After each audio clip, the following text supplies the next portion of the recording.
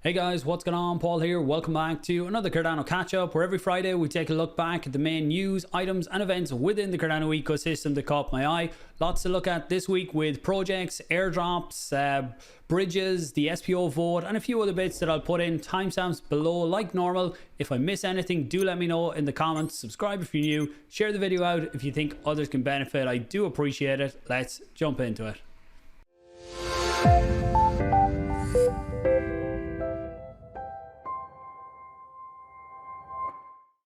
Okay, starting out with a quick look at TVL to see where we stand this week, down slightly from last week at $160 million. The overall market is down, the price of ADA is down, so that would be the biggest impact here on TVL. If you look at it in terms of ADA, you can see generally setting new highs every week right now with the amount of ADA that is sitting in DeFi over on Cardano, which is good to see. And we talked a bit about this during the week. I did a live stream on Wednesday looking into some of the projects that have done very well over the last while. We see the price of lots of different DeFi tokens has been on the rise over the last month. So I talked a bit about them. And if we look at the overall TVL down here, you can see Minswap still way out in front, and Indigo is well out in front in second. If you look at it, then you have Wing Riders, Jed, Liquid, and Minswap. And if we look at over the last 7 days, Wi-Fi has been one of the really big changes with 647% growth in TVL, just over 6 million now. So growing up nicely with farming starting on Monday. That should really help their TVL. And once farming is out, I'll put together a quick tutorial on the DEX and everything that's happening over there. See ADA up just over 57%. Up over 5 million now, and I think when pooled lending happens there, that's when you'll really see a big spike in what's going on over on ADA and Indigo with their growth of 7% in the last week, continually going, and it's been a really solid platform so far for Cardano. And just looking at tap tools, when I mentioned the different DeFi projects, so you can see in terms of price over the last 30 days, Wi-Fi up 160, ADA up over 100, Indy up nearly 100. I think at one point it might have been. And then you have Snake, which is a meme coin, really driving some serious volume through Cardano DEXs right now. And we'll talk about that when I get on to Minswap. And Milk being the other DeFi that is up 70. Liquid seems to have found a bottom right now because there's a lot less supply coming into the market every month. So it's one to keep an eye on. Not personally buying into it or anything like that right now. And I think I did touch on that in the call on Wednesday too. Next, we have the Cardano 360, which happened yesterday. The main topics in that were Voltaire, so talking all about the SIP 1694 and some of the community workshops that have been going on and some feedback from them. Then they looked in on the UTXO Alliance. There was a few of the different members on, talking about why they are part of it and things that they are working on. Was interesting to see the founder of Sea Explorer on. Used to be ADA Pools. You'll see I use Sea Explorer a lot in different videos, and when I get onto the Binance topic, we will be looking at that here. Really great resource for the Cardano community. So talked about Sea Explorer, what they're working on and ways to support them. Gimbal Labs then was on talking about the developments that they have ongoing, and then Blue Shift, who were on the channel here maybe about 2 weeks ago, talking about the cross-chain swaps that they are launching that will allow you to swap assets from Cardano into other chains, and it's not just a bridge, you are actually making a swap with something else that is happening on the other chains. So I'll dive deeper into that once it is live out there too. On bridges, then we look at Chainport. So Chainport is now, it introduces full Cardano support. So Cardano is the first non-EVM blockchain to be fully supported by Chainport. Prior to this, Cardano was only available as a target chain. So that was to move assets from other chains into Cardano. And the main one there that started it all off was Cornucopias. So with the Copi token, it started over on Binance. Then Chainport were the ones that built the bridge to allow users to bridge their Copi tokens from Binance into Cardano. Why I like Chainport is that they utilize cold storage. I know that does bring in a bit of centralization, but what it does is it secures a lot of the assets that are in the bridge. Traditionally with bridges, there is smart contracts on both sides. The assets that you're moving from, say you're moving from Ethereum to Cardano, the assets on the Ethereum side sit locked in the smart contract. and there's another version of them created on the other chain, Cardano in this instance.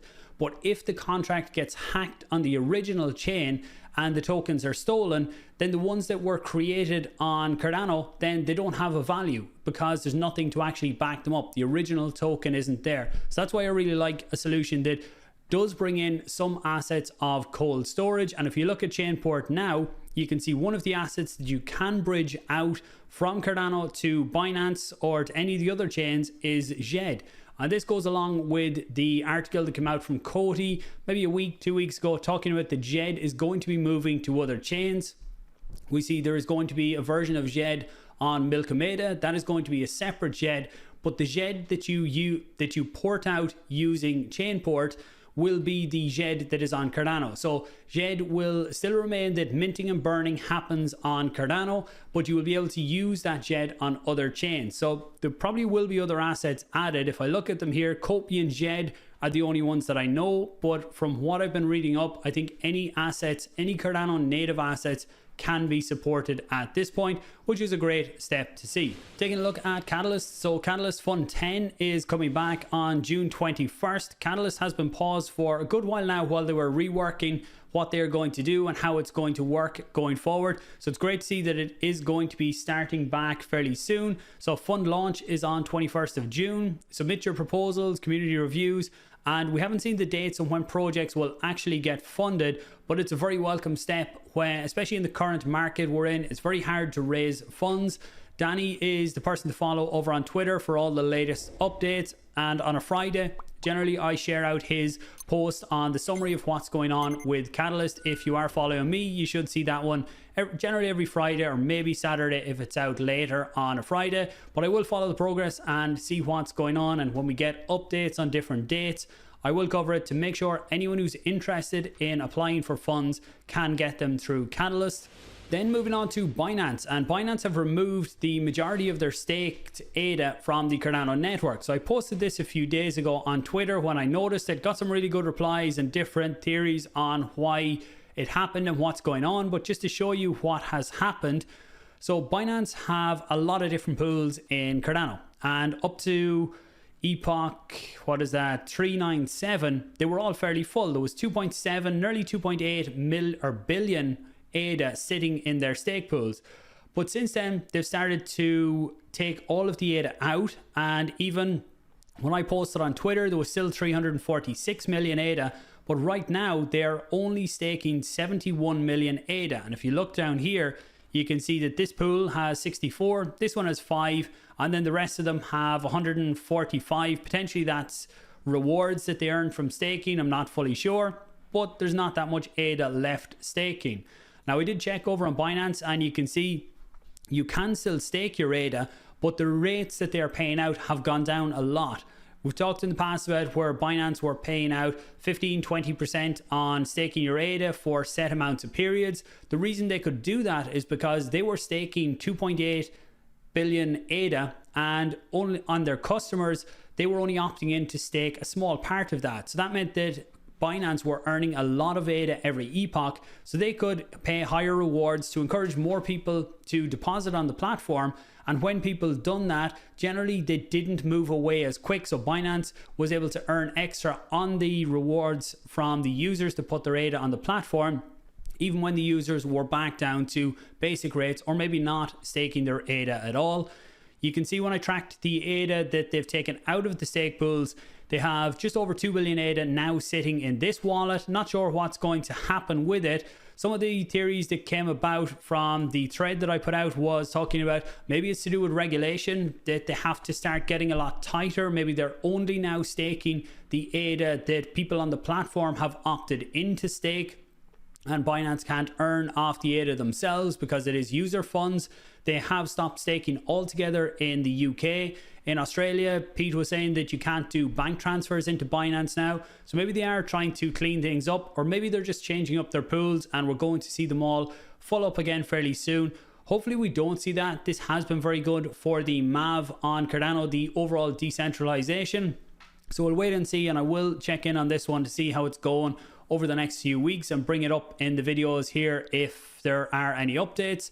Another website that people shared with me when I put out that post was balanceanalytics.io. So if you're interested in the stake pool landscape on Cardano, this is a great website to check out. Different charts, different reports every week on what's going on, new pools or pools retiring, and where stake is looking to flow. So I will leave links to that one down below as well. Then we take a look at AXO Trade. So AXO Trade is building a DEX on Cardano. They're looking to do things a bit different and looking to bring in a lot of the institutional side. I have had Yarrick on the channel talking about it before. I'll leave a link to that one below, and hopefully before launch I'll be able to sit down and have a chat with him again.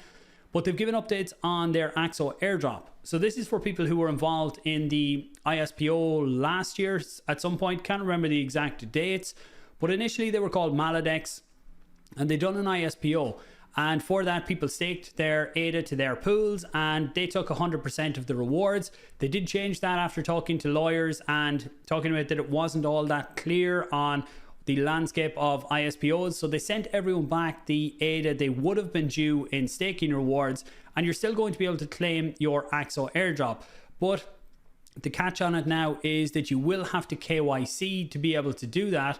And when you come in, they have an article here about the claim process for your airdrop. You have to do the KYC, which is giving your ID documents and your residence to prove who you are and where you are for them to be able to verify you. And they talk here about the standards and everything that's going on with, they chose SumSub as their KYC provider. I'm not familiar with them, but I will check them out over the next week to see what the process is like, because I do have one wallet that I can go in and connect, and it is due some of the airdrop. So I'll do the KYC process over the next few days and be able to report back on that one next week. If you want to go ahead, you can come in here, launch the app, and this is the back office that you will see when you connect your wallet.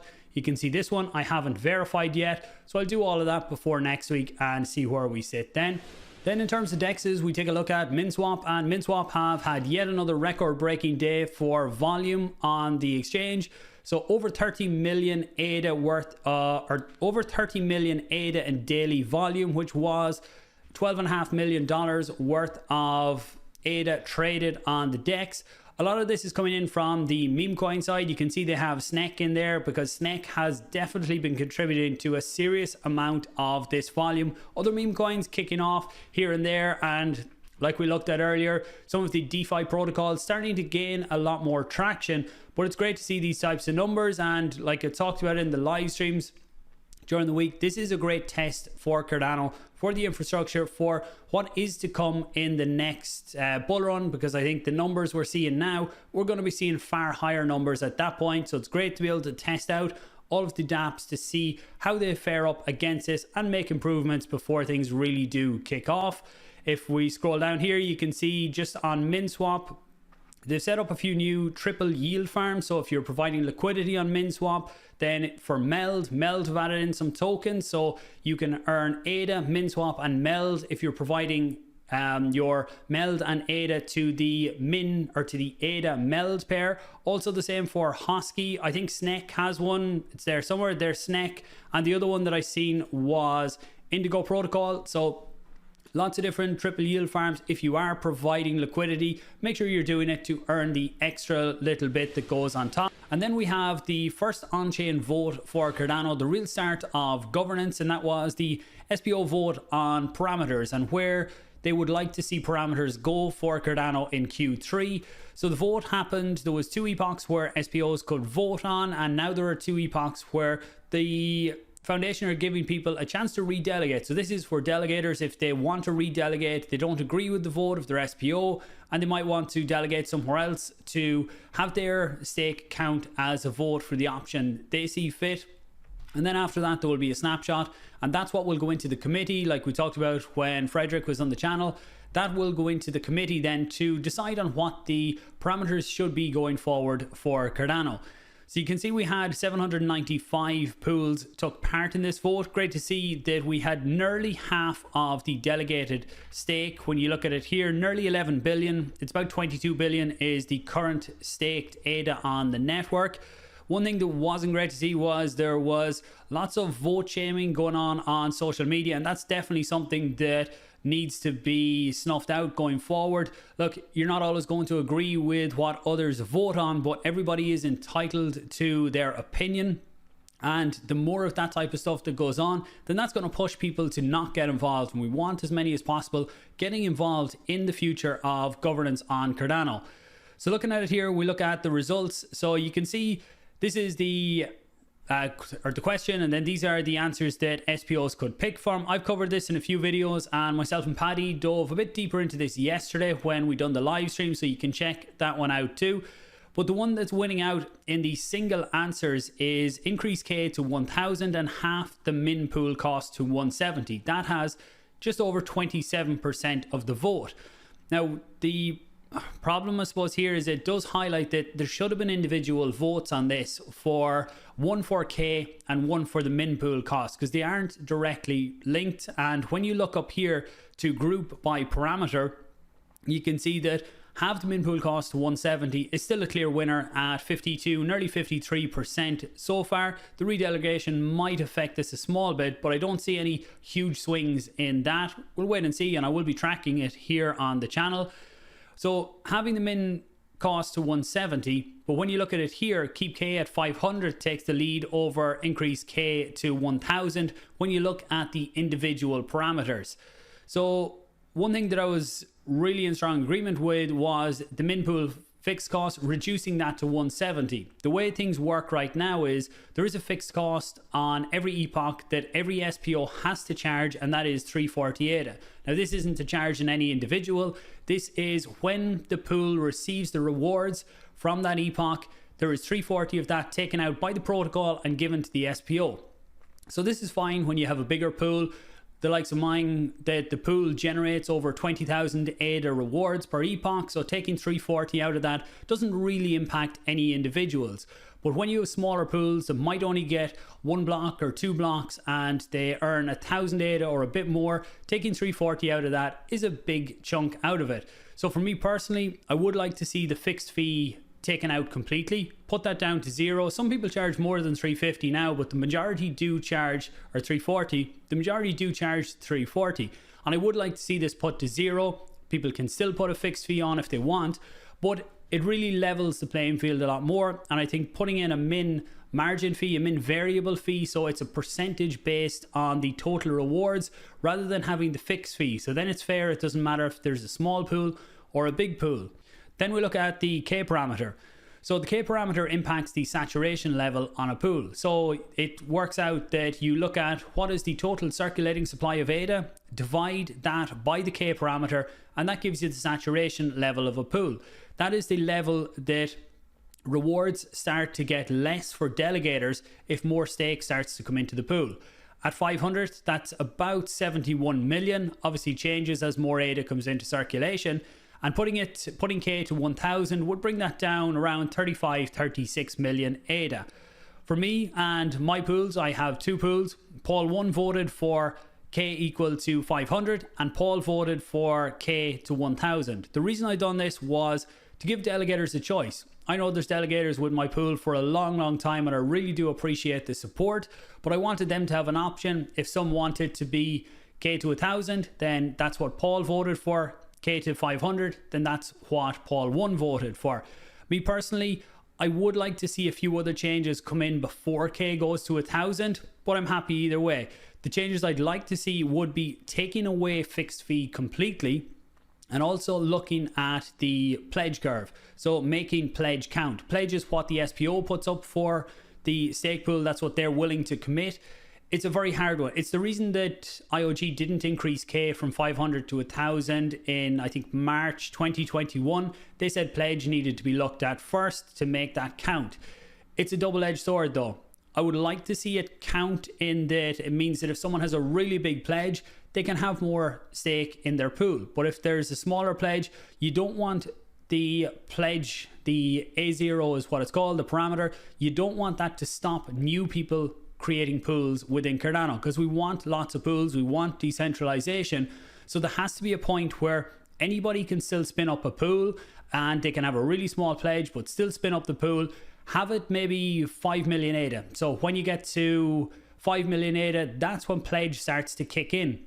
And after that, depending on the pledge that the SPO has put to the pool, that's going to define the rewards going up higher then. So the bigger the pledge, then the more they can have in the pool without having rewards affected. It is a hard one to do. I would like to see something like that, as well as the fixed fee, because if the fixed fee stays in place, then it does leave it open that if we go to K2 1000, that people can just spin up extra pools, and there is no incentive to keep pushing everything into one pool rather than having multiple small pools. Because if you have multiple small pools, then you could still get that 170 ADA. If it goes to 170 or if it's 340, the pool still gets that as long as they're generating one block. So getting rid of that, putting a little bit of influence on pledge, I think would really help the decentralization when we do go to K. But let's keep an eye on it. It's definitely great to see governance here on Cardano, and we will be tracking these over the next 2 weeks and when it goes into the committee to see how much emphasis they put on this poll, and this is going to be the first of many to come. Closing out then, a few quick ones on World Mobile. We see new airnodes have been added to the network, up to 318 now. I think Andrew here was talking about 1,000 new customers on the network last week alone. Seeing mixed reactions on it, some people saying that's not a lot at all, and in the grand scheme it's not a lot. But in terms of where they are now, he doesn't say if that's paid customers. I'm presuming that's paid customers coming into the network, which is a big deal. When you look right now on WMT scan, you can see just over 16,000 unique users in 24 hours. This was up at 20,000 users at one point, but that's when the majority of the network was free users. Now they have a lot of paid users coming into the network, which is great to see. I'd love to see a breakdown on that, because I'm not sure right now what the percentage of free versus paid users is. Initially they were doing free to get people used to the service, how it's all working, but you can see the airnodes that are live are earning. They're earning for what is being used on that airnode throughout the month. So we'll keep an eye on that one going forward. Seeing this one here, Hello Labs, which is running killer whales. It's kind of like a Shark Tank for crypto, and they have slots open for wildcard slots, and you can see Project NEWM is in there for the votes. So if you have a few minutes, make sure you go in and give Project NEWM a vote. All you have to do is connect your wallet to the site. You don't have to pay anything. It's not an on-chain vote like the Cardano SPO vote that we have. So you can go in there. You do have to use MetaMask or Wallet Connect, unfortunately, but it's worth taking a few minutes to go in and give Project NEWM your vote. And closing out today, just to mention a space that myself, Pete, Big Pay and Rick McCracken were on yesterday, talking all about the bear market, the bull market, and it wasn't just price dependent. We talked a lot about what projects can do in the bear market, what the communities can do, and how you keep track of good projects. Hopefully it is a help. I will leave a link to the replay down below. Thanks for watching, guys. I do appreciate it. Share it out if you think others can benefit. Have a great weekend, and I'll talk to you soon.